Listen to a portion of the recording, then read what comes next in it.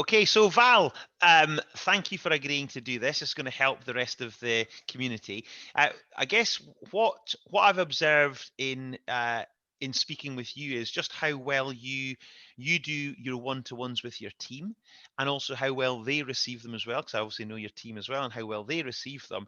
And the thing that impresses me is just how almost easy it becomes for you to have these one-to-ones. It's not a chore. A lot of people find, oh, I don't have the time for them, I don't know how to do them. It becomes a bit of a chore, and actually it just becomes part of how you go about communicating with your team. And I really admire that, and I thought there's probably some nice simple lessons to be learned for the rest of the gang that they could benefit from. So do you want to just talk a little bit about how you go about doing your one-to-ones, please? Okay. Well, I understand people that say that they think it's a bit of a chore, because it used to kind of be like that for us as well. We used to do them once a year, and it used to be a bit of a formal process, and nobody really got any value from it at all. It was just oh, what did we say we were going to do last year? Oh, we can't really remember. Have we done it? Who knows? Oh, let's just put it on the list again for next year and review this in a year's time.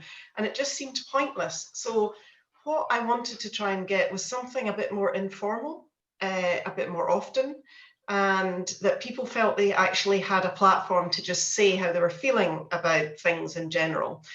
So we started doing them quarterly, and we do them kind of in line with our quarterly planning sessions, and we do them in the same kind of format. So we have a document that the team will each fill in before we meet, and there's a series of questions on that. It's just 9 questions. It takes them literally 30 seconds to fill in those questions, asking them basically how they're feeling about things, and to score on a score of 1 to 5. Okay. And then we use the same format that we use for our quarterly review sessions, which is, let's look at what went well in the last quarter and celebrate that. And let's look at what's going to go better in the next quarter. And then let's look at what training or support you need in order to make that happen. Right. And they're about half an hour tops for each team member.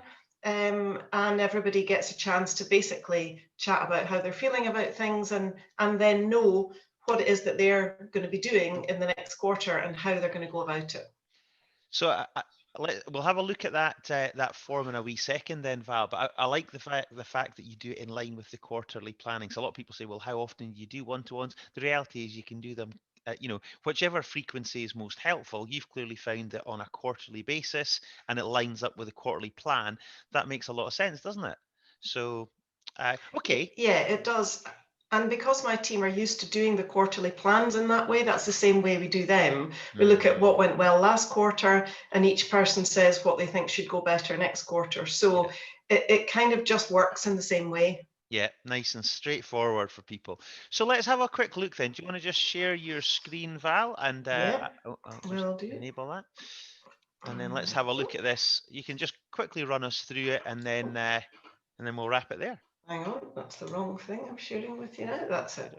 Okay. Right, can you see that? Yeah, perfectly. Yeah, so this is a quick look at just the form that people get, which is so simple on 2 sides of an A4 sheet. And the first part is 9 questions, which are based on some of the Gallup questions. Yeah. Things like, I know what's expected of me at work, and all they have to do is rank that on a scale of 1 to 5.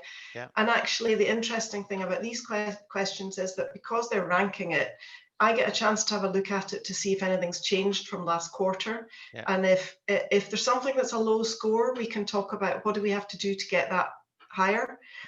Or if there's something that's slipped from the last quarter, then that's an indication that somebody's perhaps not happy about something.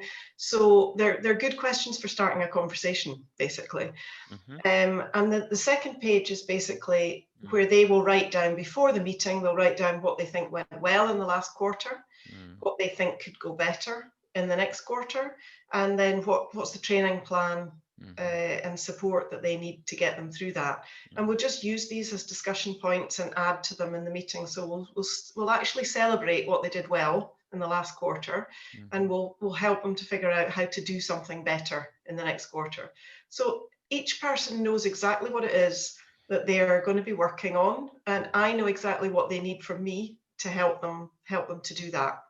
So quite simple and quite straightforward. Very nice.